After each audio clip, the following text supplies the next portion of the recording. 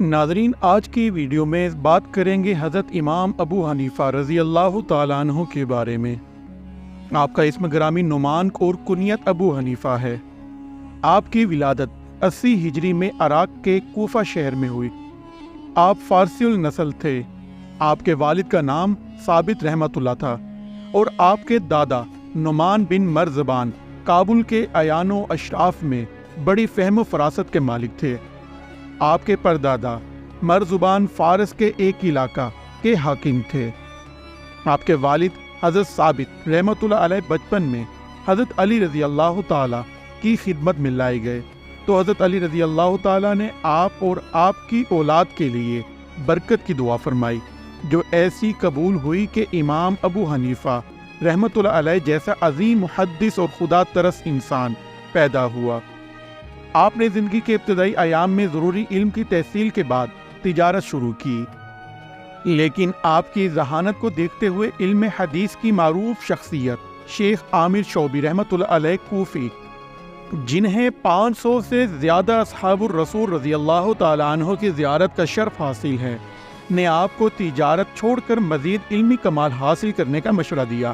چنانچہ آپ نے امام شعبی رحمۃ اللہ علیہ کوفی کے مشورے پر علم کلام، علم حدیث اور علم فقہ کی طرف توجہ دی اور ایسا کمال پیدا کیا کہ علمی اور عملی دنیا میں امام اعظم رحمۃ اللہ علیہ کے لائے۔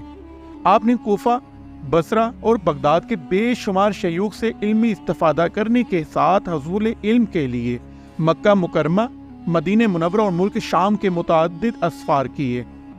ایک وقت ایسا آیا کہ عباس خلیفہ ابو جعفر منصور نے حضرت امام ابو حنیفہ رحمۃ اللہ علیہ کو ملک کے قاضی ہونے کا مشورہ دیا، لیکن آپ نے معذرت چاہی تو وہ اپنے مشورے پر اصرار کرنے لگا۔ چنانچہ آپ نے صراحتاً انکار کر دیا اور قسم کھا لی کہ وہ یہ عہدہ قبول نہیں کر سکتے، جس کی وجہ سے 142 ہجری میں آپ کو قید کر دیا گیا۔ امام صاحب رحمۃ اللہ علیہ کی علمی شہرت کی وجہ سے قید خانے میں بھی تعلیمی سلسلہ جاری رہا اور امام محمد رحمۃ اللہ علیہ جیسے محدث و فقیہ نے جیل میں آپ سے تعلیم حاصل کی۔ امام ابو حنیفہ رحمۃ اللہ علیہ کی مقبولیت سے خوف زدہ خلیفہ وقت نے امام صاحب رحمۃ اللہ علیہ کو زہر دلوا دیا۔ جب امام صاحب رحمۃ اللہ علیہ کو زہر کا اثر محسوس ہوا تو سجدہ کیا اور اسی حالت میں وفات پا گئے۔ تقریباً 50,000 افراد نے نماز جنازہ پڑھی۔ بغداد کے خیزران قبرستان میں دفن کیے گئے۔ 375 ہجری میں اس قبرستان کے قریب ایک بڑی مسجد جامع الامام الاعظم رحمۃ اللہ علیہ تعمیر کی گئی، جو آج بھی موجود ہے۔ عرض 150 ہجری میں صحابہ و بڑے بڑے تابعین سے روایت کرنے والا ایک عظیم محدث و فقیہ دنیا سے رخصت کر گیا، اور اس طرح صرف اور صرف اللہ تعالیٰ کے خوف سے قاضی کے عہدے کو قبول نہ کرنے والے اپنی جان کا نذرانہ پیش کر دیا، تاکہ خلیفہ وقت اپنی مرضی کے مطابق کوئی فیصلہ نہ کرا سکے، جس کی وجہ سے مولائے حقیقی سے ناراض ہو۔ ناظرین، مفسر قرآن شیخ جلال الدین سیوطی شافعی مصری رحمۃ اللہ علیہ نے اپنی کتاب میں بخاری و مسلم و دیگر کتب حدیث میں وارد نبی اکرم صلی اللہ علیہ وآلہ وسلم کے اقوال کہ اگر ایمان ثریا ستارے کے قریب بھی ہوگا تو اہل فارس میں سے بعض لوگ اس کو حاصل کر لیں گے۔ بخاری میں اگر ایمان ثریا ستارے کے پاس بھی ہوگا تو اہل فارس میں سے ایک شخص اس میں سے اپنا حصہ حاصل کرے گا۔ اسی طرح مسلم میں اگر علم ثریا ستارے پر بھی ہوگا تو اہل فارس میں سے ایک شخص اس کو حاصل کر لے گا، اور طبرانی میں اگر دین ثریا ستارے پر بھی معلق ہوگا تو اہل فارس میں سے کچھ لوگ اس کو حاصل کر لیں گے۔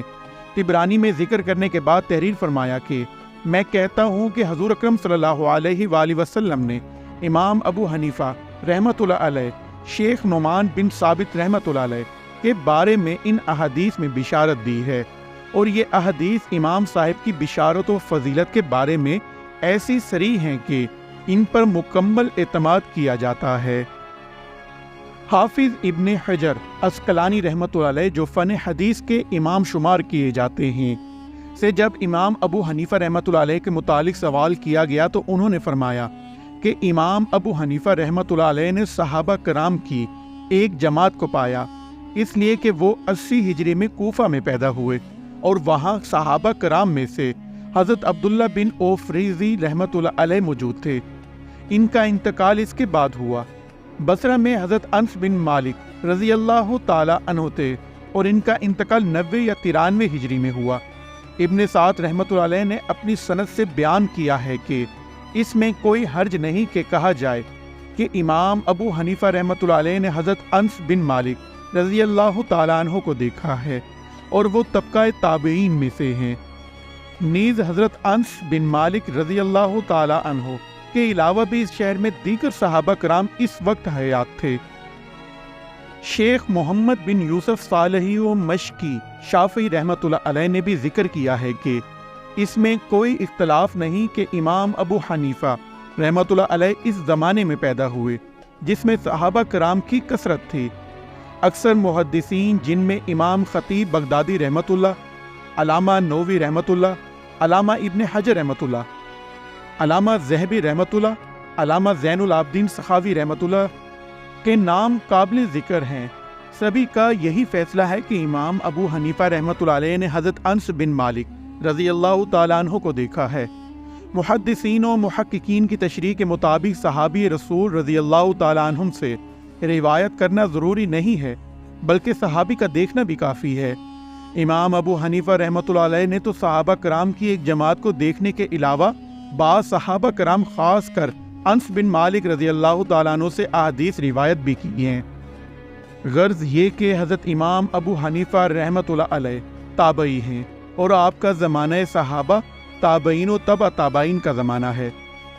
جس دور کی ایمانت و دیانت اور تقوی کا ذکر اللہ تعالیٰ نے قرآن کریم کی سورہ توبہ آیت نمبر 100 میں فرمایا ہے، اسی طرح نبی اکرم صلی اللہ علیہ وآلہ وسلم کے فرمان کے مطابق یہ بہترین زمانوں میں سے ایک ہے۔